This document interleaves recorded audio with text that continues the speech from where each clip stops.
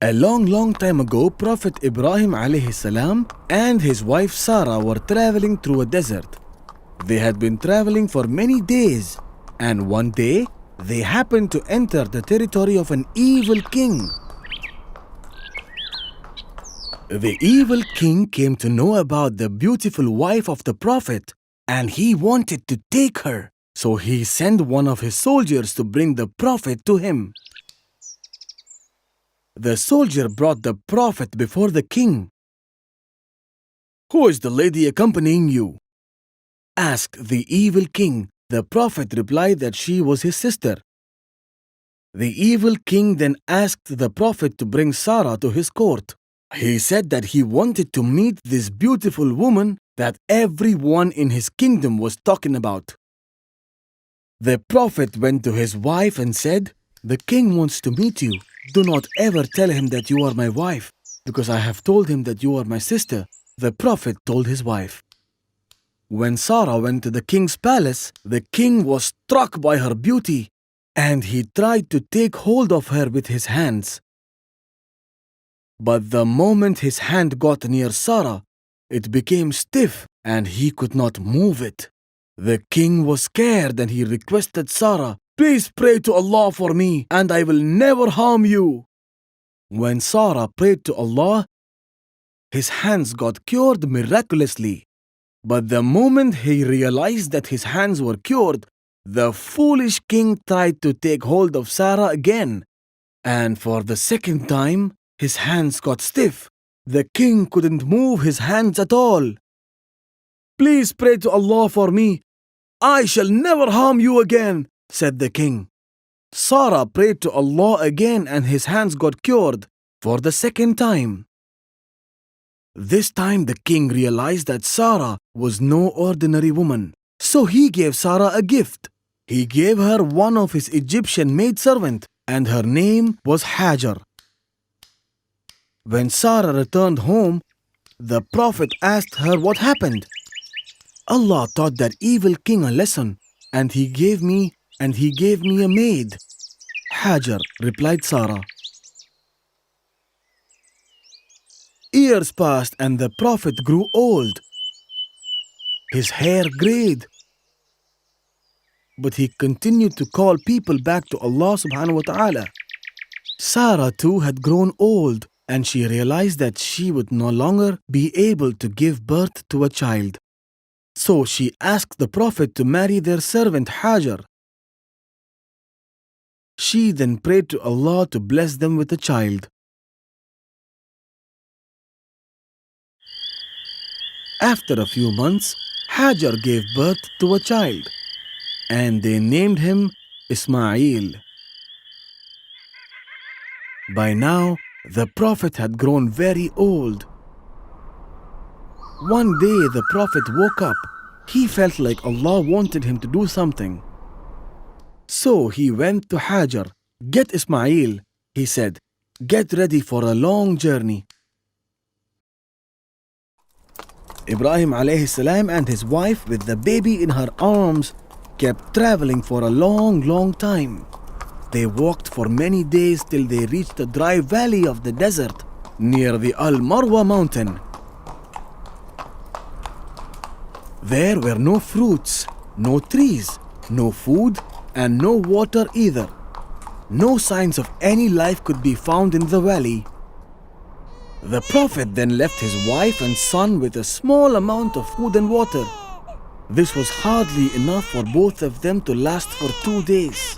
The Prophet then turned around and started walking away. His wife hurried after him.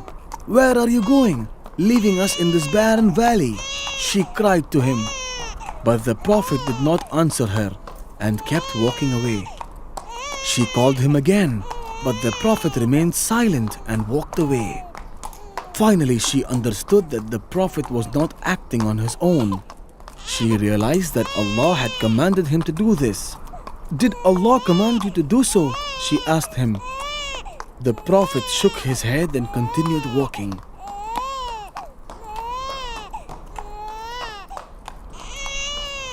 Then his great wife said, "We are not going to be lost." since Allah who commanded you is with us." The Prophet was very sad as he had left his wife and his son in a barren desert where there were no other people. He prayed to Allah to give his wife and son enough food. And he asked Allah to send people with good hearts to them. Prophet Ibrahim alayhi salam left his wife and his son in a barren desert as commanded by Allah subhanahu wa ta'ala. He had left them with a small amount of food and water that would hardly last for 2 days. He walked away praying that they would be found by good people.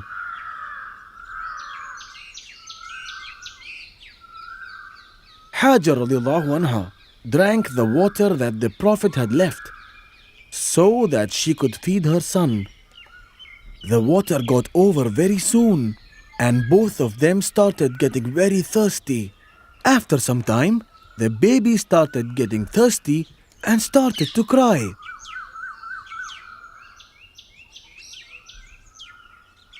She ran to a hill close by called Al-Marwa, hoping that she might find somebody. She stood there hoping to find somebody, but she did not. Then she ran to the next mountain called Al-Safa, hoping to find someone from there. But she couldn't find anyone from there either. She kept running between these mountains 7 times.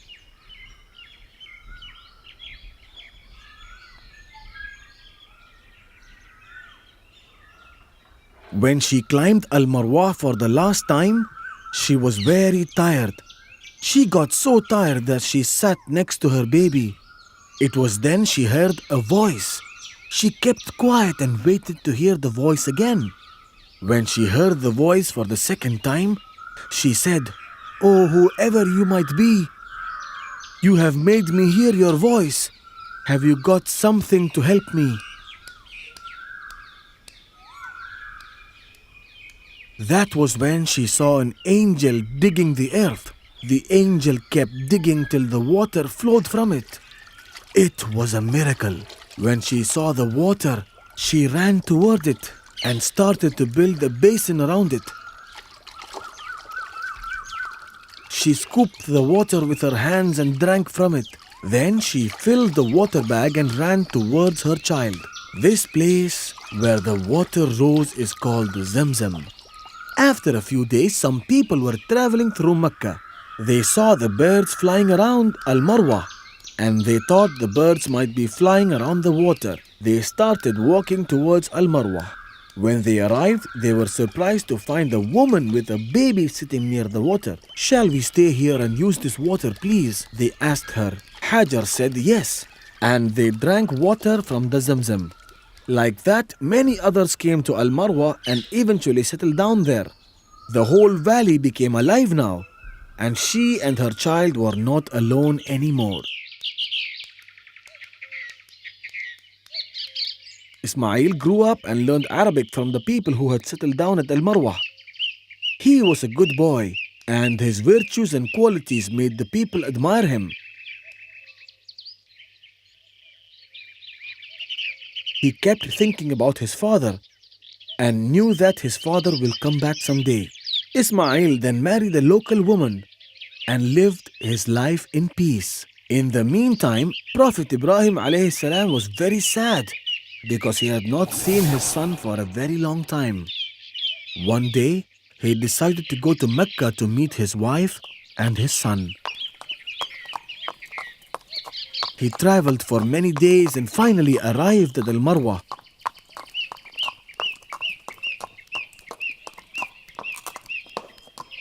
But it was very late. When he arrived, people told him that Hajar had died some time ago. The Prophet was very sad to hear this. And then the local people told the Prophet that his son, Ismail, was still alive. The Prophet was very happy to hear this and thanked Allah.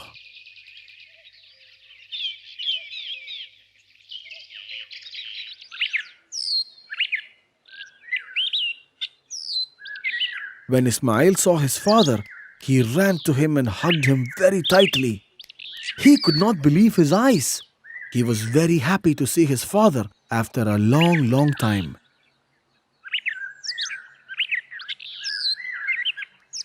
It was a very happy time for both of them. But one day, Allah decided to test Ibrahim. One night when the Prophet was sleeping, he saw a dream. In his dream, the Prophet saw himself killing his son as a sacrifice to Allah subhanahu wa ta'ala. The Prophet woke up and ignored it as it was just a dream. But the next night, he saw the same dream again. This time he realized that this was not just a dream and that Allah was asking him to sacrifice his own son. The Prophet went to his son and told him about the dream. Ismail realized that it was an order from Allah. Do what Allah has asked you to, he told his father. The next day, the Prophet took a rope and a knife and set out for Mount Arafat along with his son. Upon reaching the top of the mountain, Ismail asked his father to tie his hands and legs so that he might not struggle during the sacrifice. The Prophet obliged and tied his hands and legs. Then he blindfolded himself so that he won't have to watch his son suffer.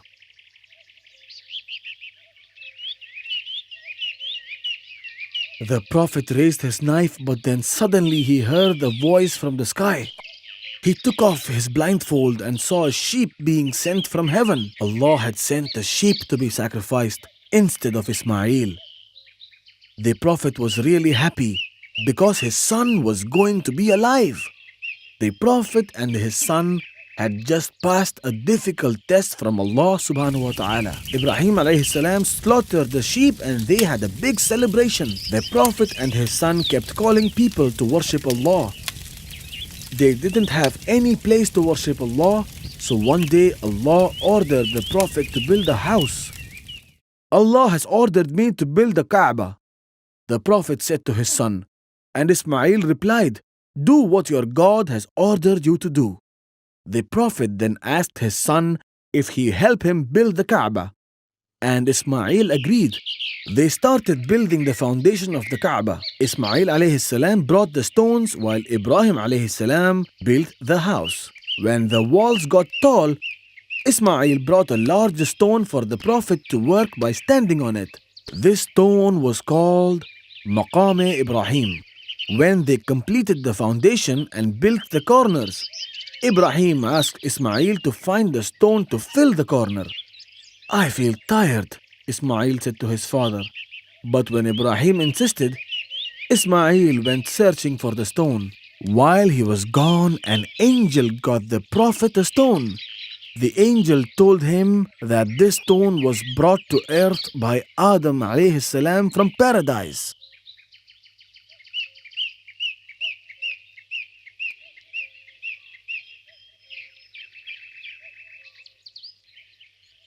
The stone was originally white. However, its color gradually turned into black because of the sins committed by people on earth. Ismail returned after some time, and when he saw the stone, he was surprised and asked his father where it came from. It was brought by someone who never gets tired, replied Ibrahim. And they finally completed building the Kaaba. They prayed to Allah subhanahu wa ta'ala to accept their work. Allah was very happy with the Prophet and his son for spreading his message and proclaimed the pilgrimage among men. They will come to thee on foot and on every kind of camel, lean an account of journeys through deep and distant mountain highways. The Prophet grew old and so did his wife Sarah. One day when he was sitting outside his house, he saw 3 men coming towards his house. The 3 men were actually angels sent by Allah subhanahu wa ta'ala.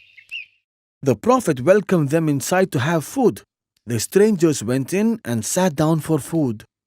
The Prophet served them a roasted calf, but the strangers did not touch the food at all.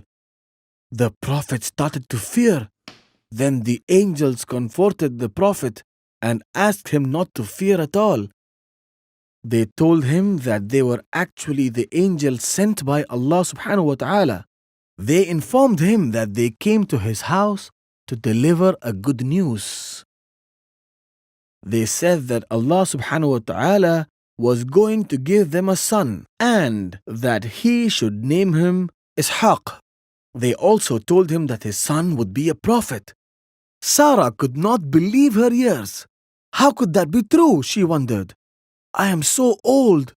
Then the angel said all these things are possible with Allah.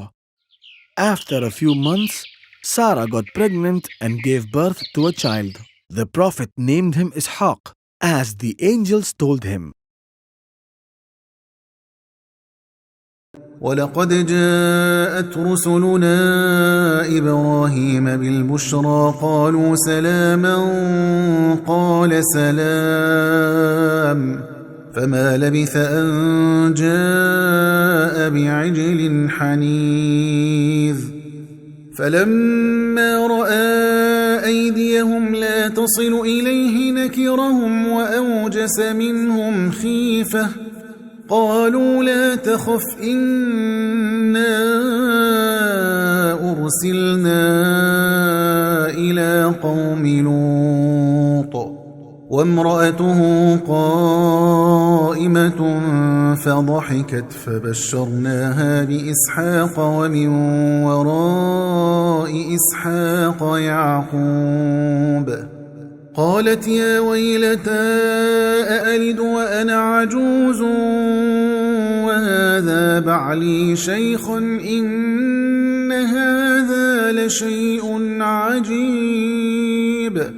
قالوا أتعجبين من أمر الله رحمة الله وبركاته عليكم أهل البيت إنه حميد مجيد فلما ذهب عن إبراهيم الروع وجاءته البشرى يجادلنا في قوم لوط إن إبراهيم لحليم أواه منيب يا إبراهيم أعرض عن هذا إنه قد جاء أمر ربك وإنهم آتيهم عذاب غير مردود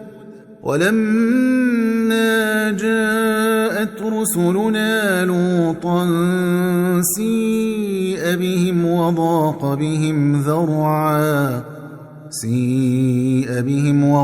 بهم ذرعا وقال هذا يوم عصيب. After a few years, Prophet Ibrahim missed his son Ismail badly, so he went to see him. But when the Prophet reached the house of Ismail, he was not at home. His wife came out, and when the Prophet asked her about Ismail, she replied, "He has gone in search of livelihood." He then asked her how was their living conditions, to which she started complaining about everything. She complained that they were living in misery and hardship, and many other things. She was not at all grateful to the blessings of Allah subhanahu wa ta'ala. The Prophet realized that she was not at all a suitable wife for his son, so left her a message that his son would understand. When your husband returns, convey my salutations to him, he said, and also tell him to change the threshold of the gate. The Prophet then went back to his home. When Ismail returned home in the evening, he felt something unusual. "Did anyone visit us today?" he asked her. She replied, "Yes," and passed on the message. When Ismail heard the message, he realized that it was his father who visited him that day, and he understood the message that he gave her. "It was my father, and he has advised me to divorce you. You can go back to your family," he told her. His wife went back to her house, and Ismail married another woman.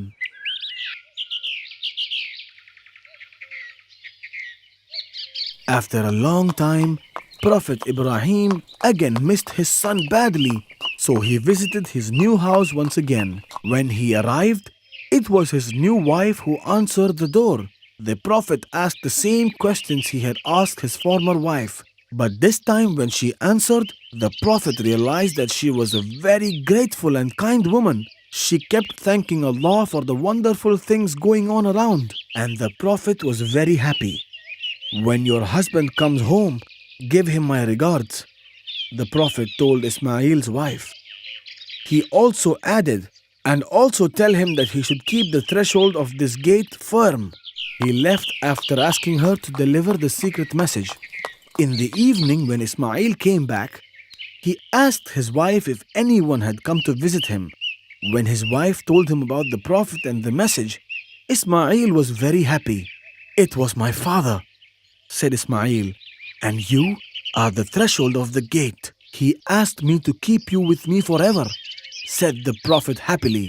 فبشرناه بغلام حليم فلما بلغ معه السعي قال يا بني إني أرى في المنام أني أذبحك فانظر ماذا ترى قال يا أبت افعل ما تؤمر ستجدني إن شاء الله من الصابرين فلما أسلما وتله للجبين وناديناه أن يا إبراهيم قد صدقت الرؤيا إنا كذلك نجزي المحسنين إن هذا لهو البلاء المبين وفديناه بذبح عظيم وتركنا عليه في الآخرين. Prophet Ibrahim alayhi salam lived for 175 years. He lived a life full of trials, but he had a strong faith in Allah subhanahu wa ta'ala. The life of Prophet Ibrahim alayhi salam teaches us to love Allah subhanahu wa ta'ala unconditionally, even though there are more than 25 prophets mentioned in the Quran. Allah mentions only 2 prophets, ideal for whole humanity, and they were Prophet Muhammad sallallahu alayhi wasallam and Prophet Ibrahim alayhi salam.